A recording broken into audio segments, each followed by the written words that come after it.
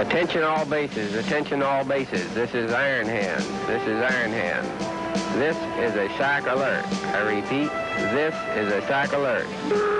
For 40 years, America's Strategic Air Command was the backbone of the West's defense against the Soviet bloc. A war machine of unimaginable destructive power.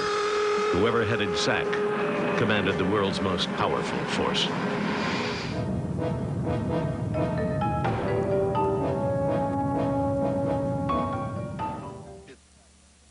Hello, I'm Bill Curtis. In fact, many believe it was SAC, with its large array of long-range bombers in the air 24 hours a day, that won the Cold War. But over the years, SAC has had its critics, in particular in the 1950s, when its commander was the gruff and belligerent General Curtis Lemay. It said that Lemay was the model for Stanley Kubrick's Dr. Strangelove, a fictional general, a mad military chief who planned a nuclear holocaust. In this edition of Investigative Reports, we follow Lemay's career from a highly decorated World War II hero to a man many now believe came to the edge of pushing this nation into a nuclear war. The man who wanted World War III tells a revealing story of a powerful general who dared the Soviet Union, acted without presidential permission, and may have been America's most dangerous military leader in history.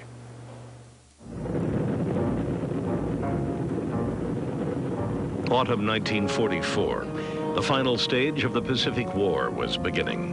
American commanders had seen the ferocious Japanese defense at Iwo Jima. They believed that an invasion of Japan would cost hundreds of thousands of Allied lives. Instead, they planned to bomb Japan into defeat. Using the new B-29 bomber, the Americans attacked strategic installations. But because of the weather and high-altitude winds, few planes reached their targets. On one occasion, 200 bombers failed to destroy a single factory.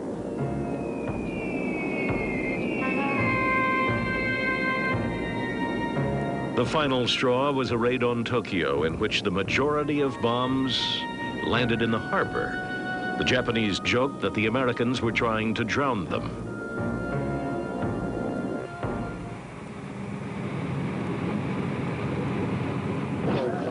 In early 1945, Curtis E. Lemay, the youngest major general ever appointed to the Air Force, was sent out to intensify the bombing campaign. Lemay was a proven organizer and innovator. Within weeks of his arrival, he changed the whole direction of the air war. Lemay had witnessed the successful bombing campaign in Europe. In Japan, he turned his planes from industrial and strategic centers to whole cities. Now Japanese civilians were to be sacrificed, rather than Lemay's own American crews.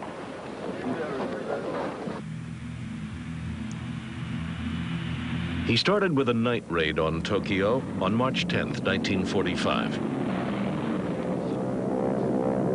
3月10日になる前にはね、空襲がまだそんなにね、激しくはなかったわけですね。その夜は非常に風の強く吹く日だったんですけれども、家族で僕も入っておりましたところが、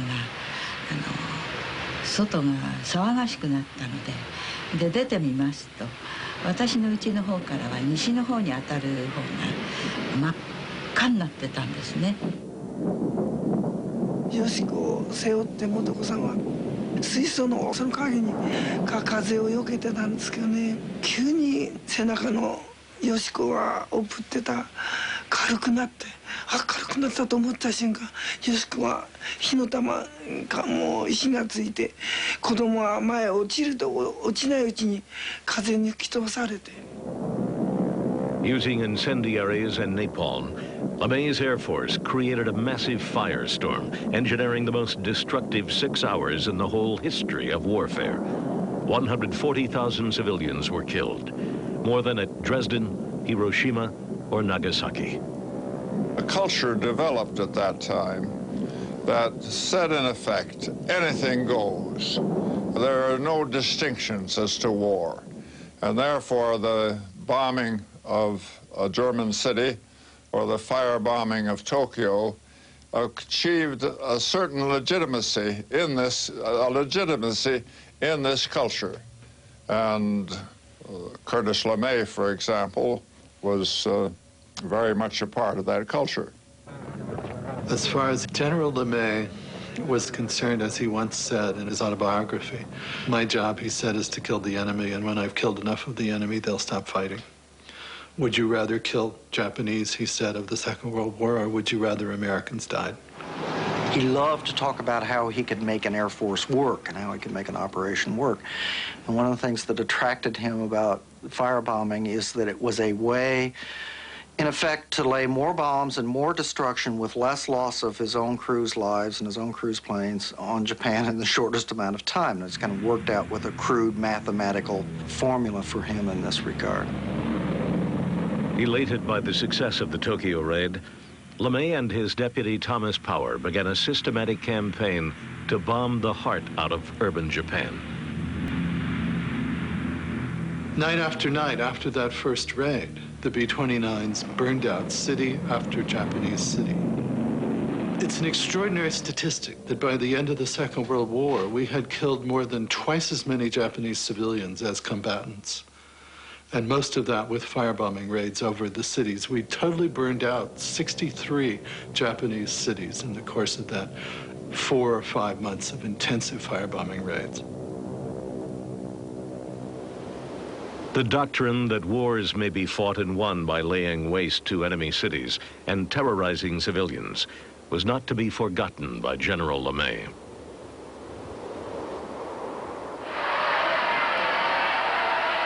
On August 14th, 1945, the Japanese surrendered. America prepared to welcome its troops home. We set the world record for demobilization.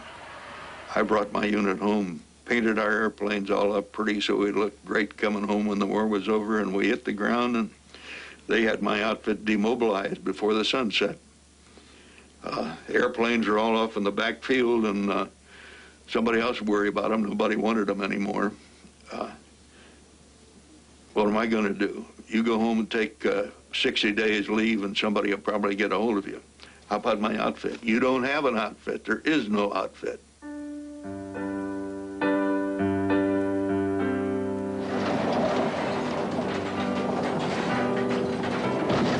America was busy forgetting the war and embracing peace.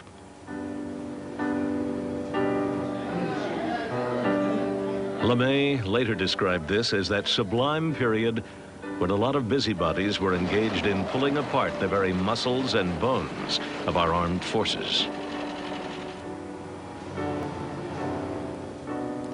America settled down to enjoy the dividends of peace. But Lemay had his doubts that peace would last. America cannot afford to await the next war, he said. It will come without warning, and everything will depend on her readiness to fight.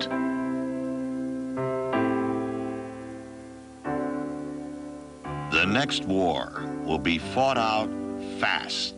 It'll be a war of rockets, radar, television-guided missiles, and atomic power.